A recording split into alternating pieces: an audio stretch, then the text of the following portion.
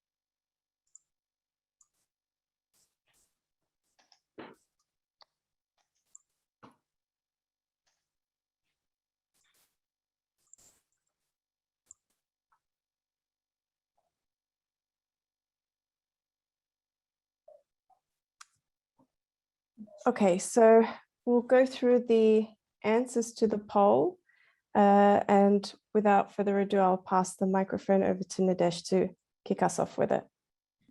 Thank you, Annetta. Can you hear me all right? Can you hear me?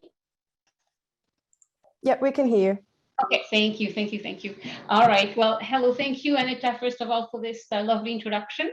And I'm very interested to see the result of the first poll here, where most respondents actually are satisfied with the the current quality of the translated content that they're receiving. So that's very good to hear. Actually, it's I definitely am happy to hear about that.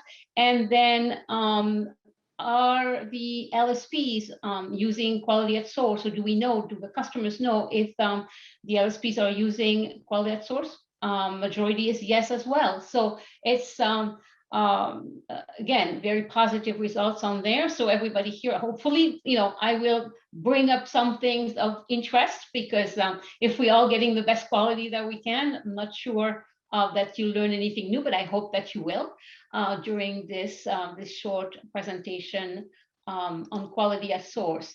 And as Aneta mentioned, we will focus on the LSP side, the language service provider side. I'm going to move my screen right there. But before we dive deep into that, I'd just like to say a few words on the part one of the webinar that we covered last year, I want to say, or earlier in the year. And what we covered were more of the high level elements of quality at source that actually set up both the customer and the LSPs for success. And the three key areas that we covered were planning, time management, and resource involved in the process. And that was on both sides, on the customer sides. And that's where, usually when we talk about quality at source, we solely think about source, the quality of the source content. So if it's English is the source content, we think, well, if the quality of the English is good, that's what we need. That's quality at source. And in part one, we saw there was a much more than that to it. It was about really understanding from the customer side, understanding what the localization process entails, what resources are involved, what resources should be involved on the customer side, and understanding the technology that comes into play, the automation, and the key thing is how important it is to set clear expectations. When it came to the LSP, we kind of dove into more, okay, the customer has set up everything that we need. Now, how do we guarantee that we will deliver quality?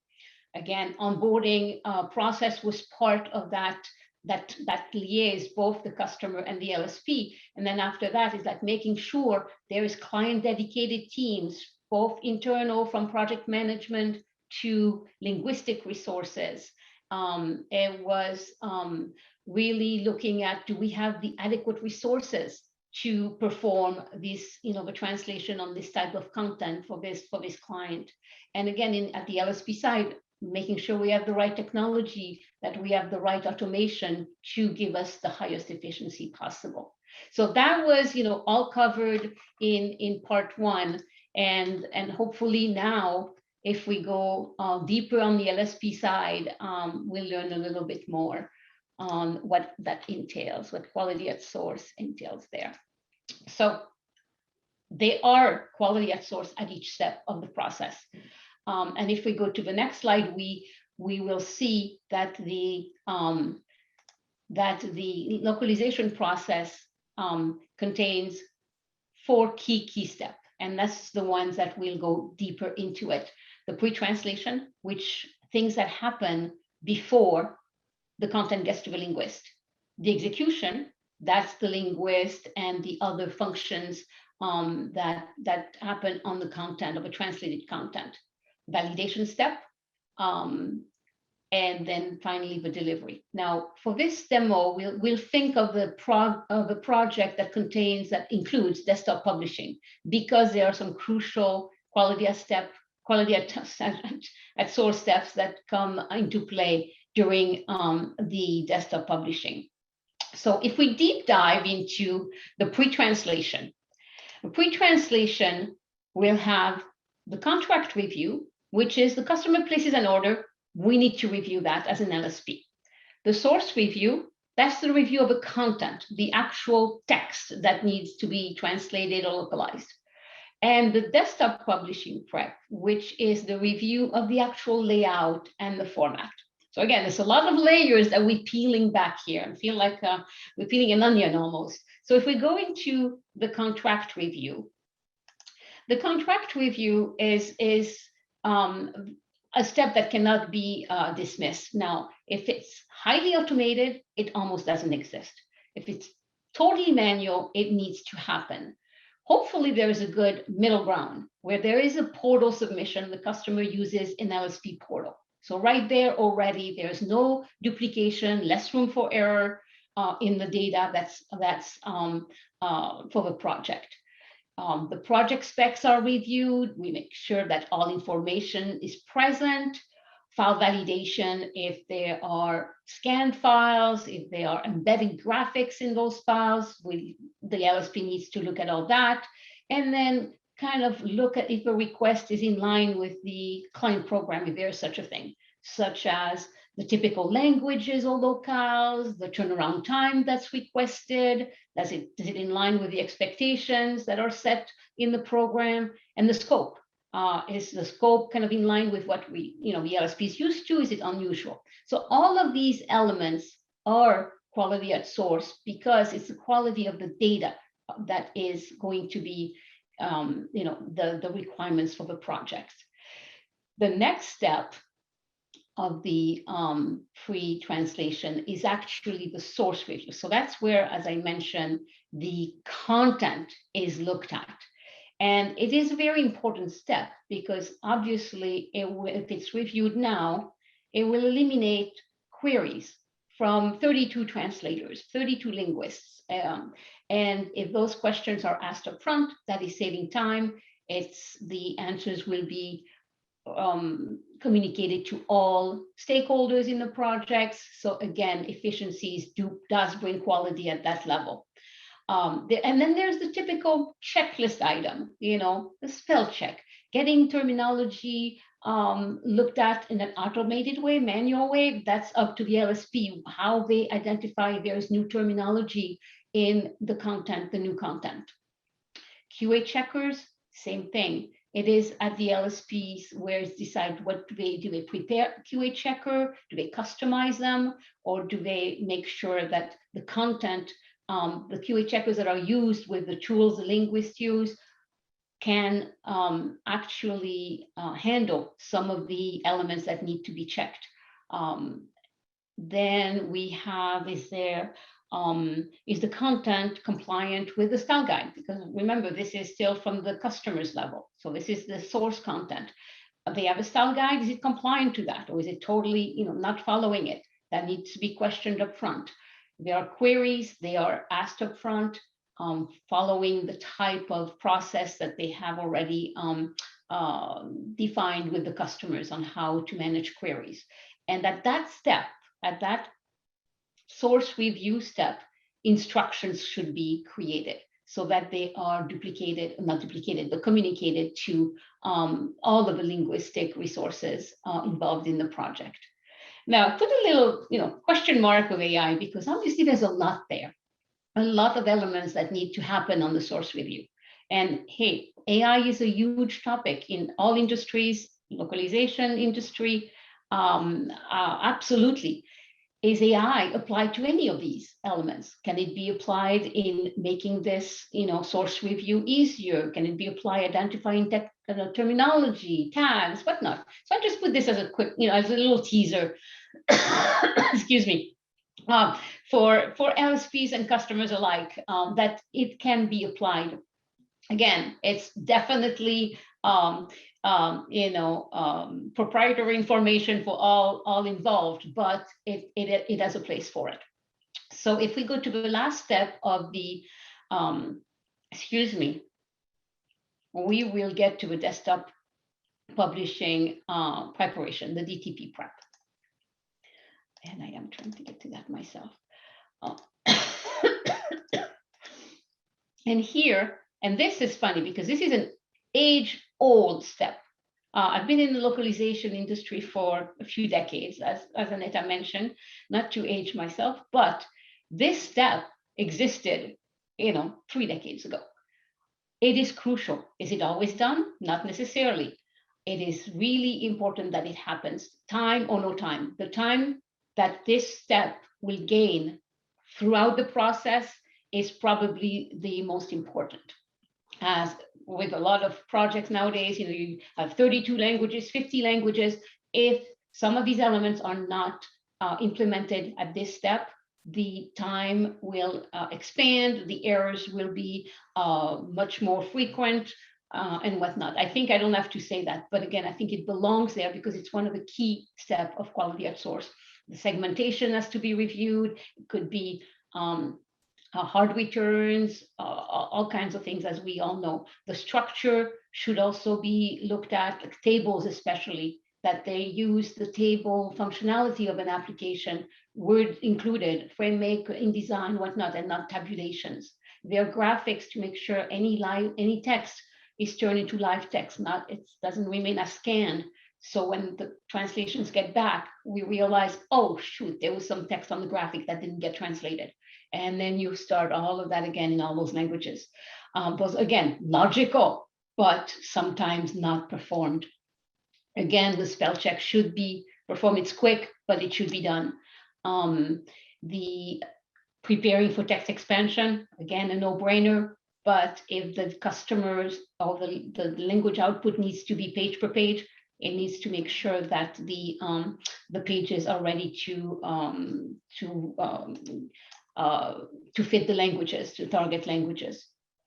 And sometimes there are text outside of printing area. If the documents are going to be printed, you need to make sure of all of that. The key thing to remember with these is to make sure, I believe the LSP use checklists, because checklists will eliminate the question, was this performed? If there's a checklist, there should be a proof and evidence that it was performed. Not that it is performed 100% correctly all the time, that's another story. But at least there is an element of confidence in that the step was performed. And these checklists nowadays can be interactive. I mean, I remember the printed checklist and blah, blah, blah. Now there are interactive checklists, can be done as the specialists are performing their duties and their actual task. And then it is stored with the project and you have more of a quality system in place then. So that's a lot of work in this first step of pre-translation. Now we're ready to actually go to the execution, execution phase.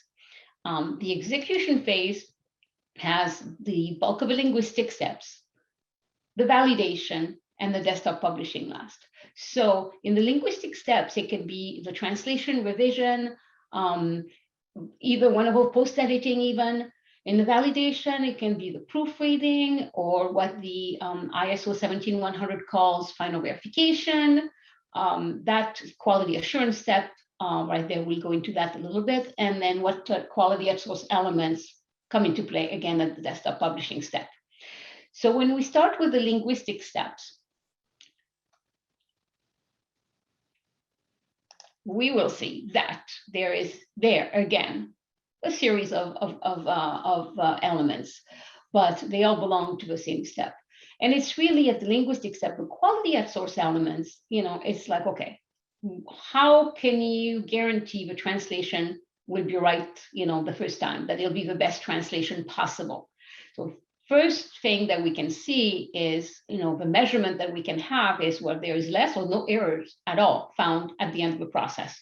Is that realistic? Maybe. I mean, I've known some translators to actually deliver impeccable quality, but obviously that's not always the case. So how do we guarantee that we will help, as LSP, kind of help our linguists perform the best, the best job that they can? Again, not anything brand new here, but key elements. They need to have the appropriate, adequate tools to perform their job. So they need all the references that they can, hopefully not in a 10-page website to look at or whatnot, but references that are actually usable for them. They also need to make sure that we as LSPs need to make sure that they receive all the glossaries, all the TMs that are necessary for the content. Then, so that's not anything new. The thing that has been developed more and more in the last decade, I would say, would be more of the use of the automated quality assurance tool. And that is, for me, become a crucial part of the linguistic step, where the translator, the reviser, the post-editor, the editor, they double check their own translation in an automated way. So most CAT tools come with a, QA checker, but LSPs have also customized their own QA checker, and that's where the linguist really needs to apply these tools, to make sure they apply these tools, and it's the job of the LSP to make sure they do as well, so that they can correct the errors, because as they translate, if they're really in the zone, in the flow, they don't want to stop at every segment reread it. They want to continue their translation, which I was a translator, I can relate to that. They want to continue the flow so that they can run this automated QA tool once they want to take a break, once they finish the whole file, whatnot. The very interesting process is, how do they fix the errors if they, that when it's an automated QA tool. So the key for me is to provide them with the ability to fix that segment where that error is fixed on the fly, so they can actually fix it, forget it, pass on to the next one, and their quality becomes much more proven from there on. They perform their spell check, that's kind of a normal thing as well. In parallel, the LSP should also, maybe not in all cases, but oftentimes, perform LQAs, which are language quality or linguistic quality assessments. And they can run in parallel to that, so that the translator can be given the feedback of any issues found at that step and incorporate it into their translation. So that again happens during the translation step, not after.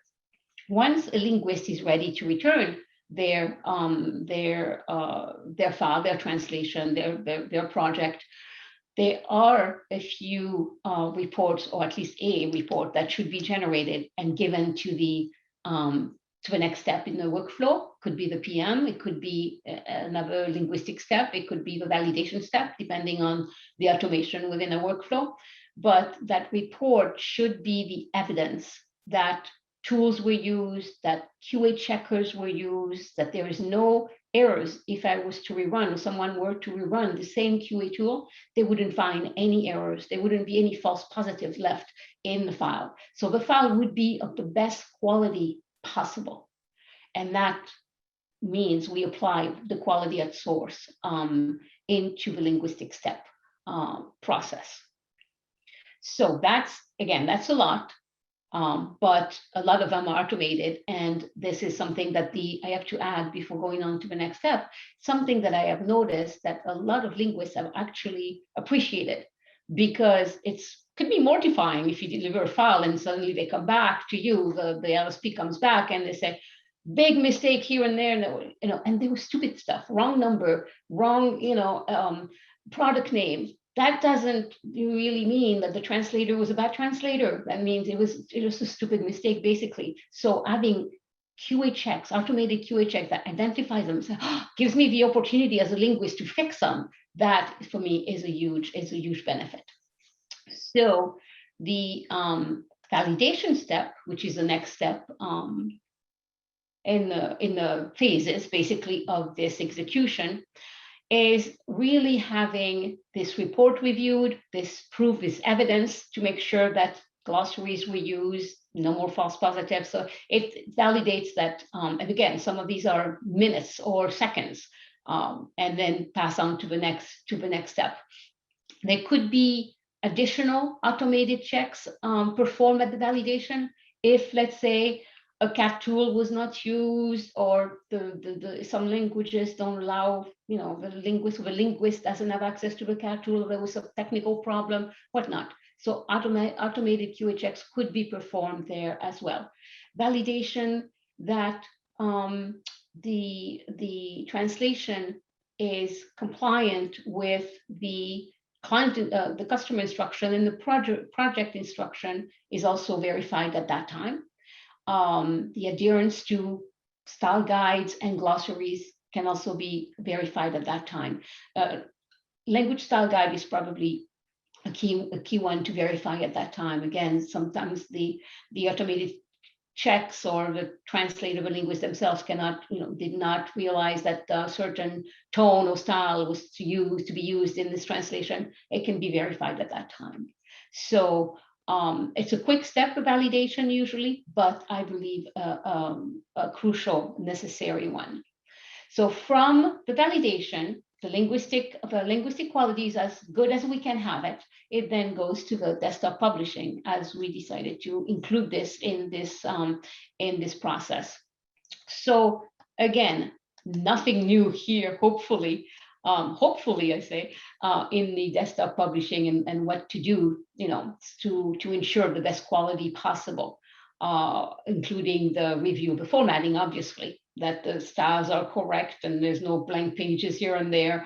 That the checklist, if there is a checklist from the customer, is utilized. Now, if there's no checklist on what to check in desktop published files or in formatted files, LSPs should create them, a generic one for sure, so that all key elements of desktop publishing or formatting are verified.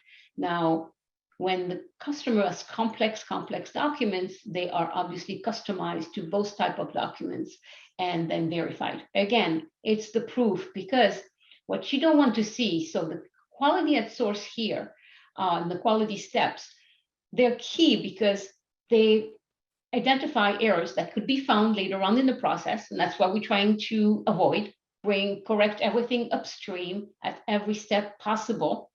And this one is even the worst, because these are, if something goes through, this is what the customer discovers.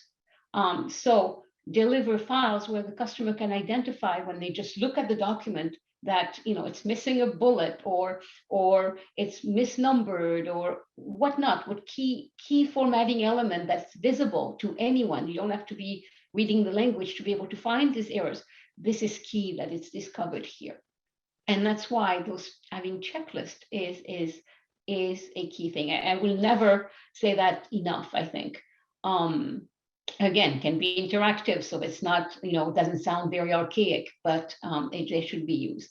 Now, some key new things, I think, that are not new or that not LSP do it, but I would hope that more and more LSPs are using automation to actually get more efficient at the desktop publishing side. For example, multilingual documents. So, you can just, cut and paste in your multilingual document, each language, import them. But is there efficient ways that would assure that it's always the correct language order on labels, in DFUs? There are ways. I have seen it happen. There's automation that can be created. There's macros that can be created that import languages in the correct order, in the right template for multilingual documents, especially when you're talking 32 languages or more. That becomes crucial. And then it's always accurate. Same for PDF creation. There's the manual way. There's selecting the setting one at a time for each language, or finding the ways to preset all languages to make the settings, one-time task, and that all languages can be created at once. Again, it guarantees the quality and its efficiencies at the same time.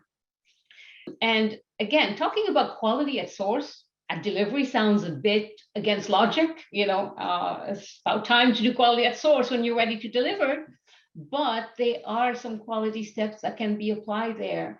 There are automated checks as well that can, and those are usually driven by the automated workflow. So is there, are the files in the right place, first of all? So the automated workflow would ensure that the files are in the right place.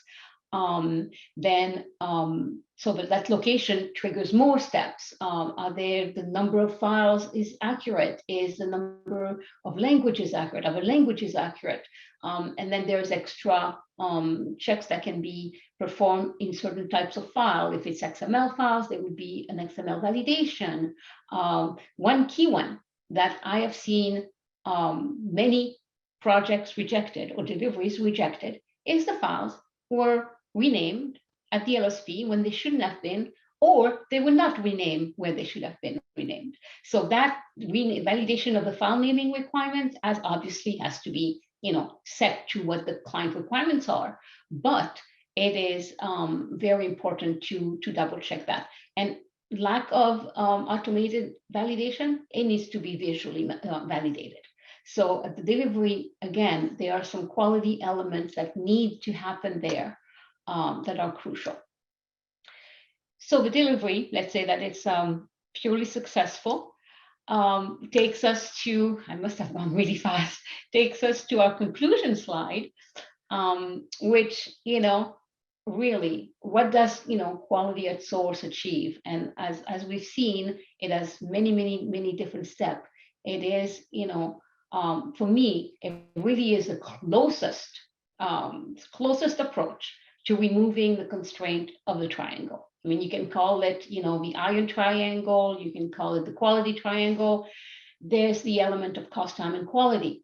So we do it the first time, right the first time, that's quality. Quality at source steps ingrained throughout the process, in every phase, in every step of those phases, ensure the quality.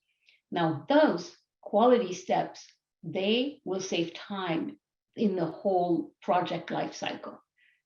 They will minimize rework, I would love to say eliminate, but I know better. It will minimize the rework that needs to happen.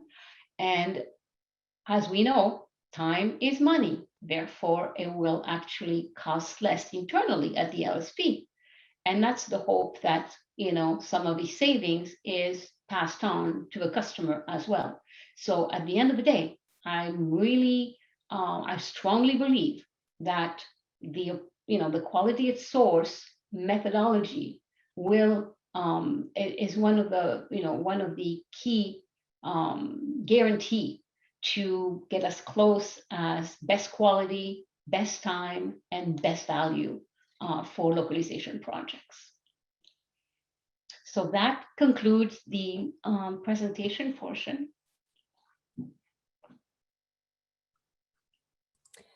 Okay, so if anybody has any other questions that they'd like to ask, feel free to drop them in the Q&A.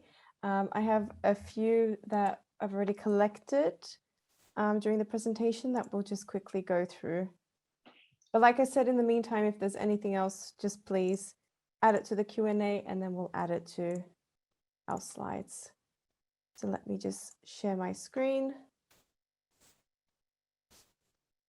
Okay, so is there an industry standard or acceptable level of quality that language providers follow? Very good question. Industry standard, okay. So obviously they are a few quality standards in the industry, but depending on the customer. So at the customer, when the LSP onboards, that's one thing that should be defined, is the quality expectation, quality level, any metrics or KPI that the customer needs to have set. The LSP can help in defining those. Now, there are customers that already have them predefined. I know a few that have, their level of quality needs to be J2450 compliant. That's one of the quality, industry quality methodology. Others will use TAO's DQF based on MQM methodologies, which is the most recent quality methodologies used for translation project. But so those have already, especially the J2450 already has a threshold of acceptance, while the others are more defined with the customers. And internally, LSP should always have their own.